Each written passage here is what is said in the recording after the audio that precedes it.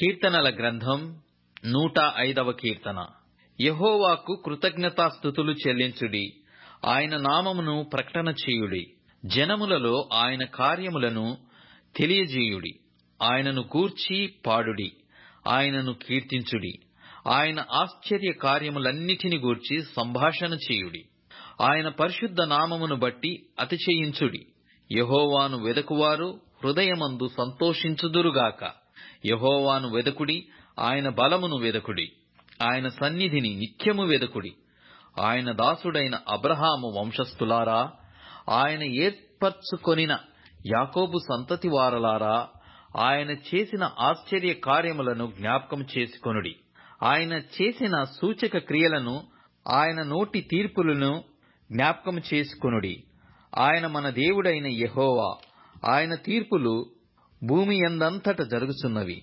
తాను సెలవిచ్చిన మాటను 1000 తరముల వరకు, అబ్రహాముతో తాను చేసిన నిబంధనను, ఇస్సాకుతోనూ తాను చేసిన ప్రమాణమును నిత్యము ఆయన జ్ఞాపకము చేసుకొనును. వారి సంఖ్య కొద్దిగా నుండగను, ఆ కొద్ది మంది ఆ దేశమందు పరదేశులయ్యుండగను, కొలవబడిన స్వాస్థ్యముగా కనాను దేశమును మీకిచ్చెదనని ఆయన సెలవిచ్చెను. ఆ మాట యాకోబునకు కట్టడగాను, ఇశ్రాయేలునకు నిత్య నిబంధనగాను స్థిరపరచియున్నాడు. వారు జనము నుండి జనమునకును, ఒక రాజ్యము నుండి మరియొక రాజ్యమునకును తిరుగులాడుచుండగా, నేనభిషేకించిన వారిని ముట్టకూడదనియూ, నా ప్రవక్తలకు కీడు చేయకూడదనియూ ఆయన ఆజ్ఞ ఇచ్చి, ఆయన ఎవరినైనను వారికి హింస చేయనీయలేదు. ఆయన వారి కొరకు రాజులను గద్దించెను. దేశము మీదికి ఆయన కరువు రప్పించెను. జీవనాధారమైన ధాన్యమంతయు కొట్టివేసెను. వారికంటే ముందుగా ఆయన యొకని పంపెను. యోసేపు దాసుడుగా అమ్మబడెను. వారు సంకెల చేత అతని కాళ్ళు నొప్పించిరి. ఇనుము అతని ప్రాణమును బాధించెను. అతడు చెప్పిన సంగతి నెరవేరు వరకు యెహోవా వాక్కు అతని పరిశోధించుచుండెను. రాజు వర్తమానము పంపి అతని విడిపించెను.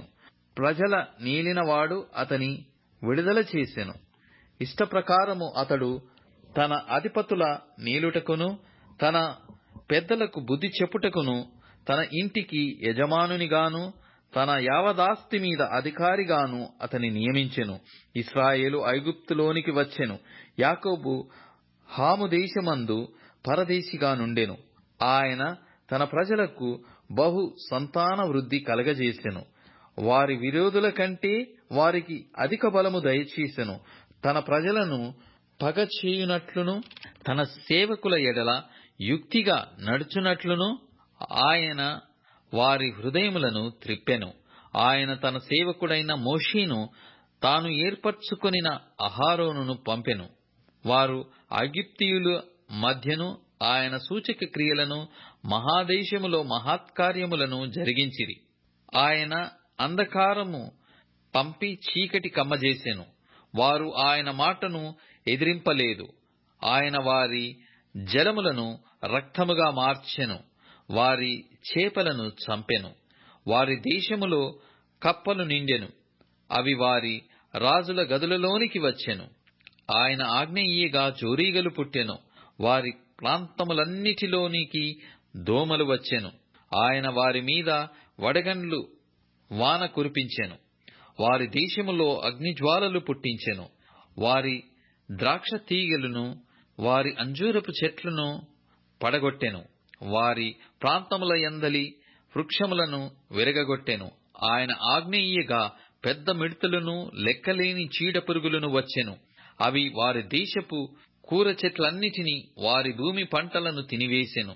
వారి దేశమందలి సమస్త జ్యేష్ఠులను, వారి ప్రధాన సంతానమును ఆయన హతము చేసెను.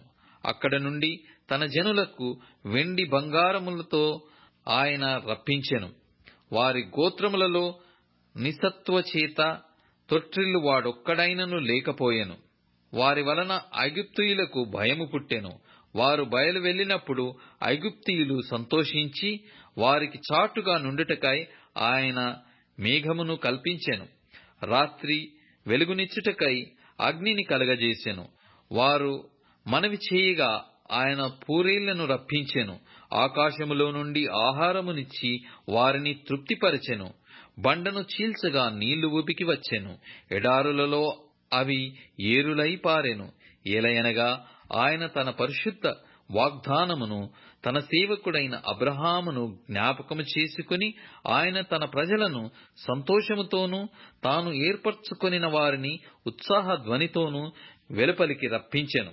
వారు తన కట్టడలను గైకొనున్నట్లును తన ధర్మశాస్త్ర విధులను ఆచరించునట్లును అన్యజనుల భూములను ఆయన వారికప్పగించెను.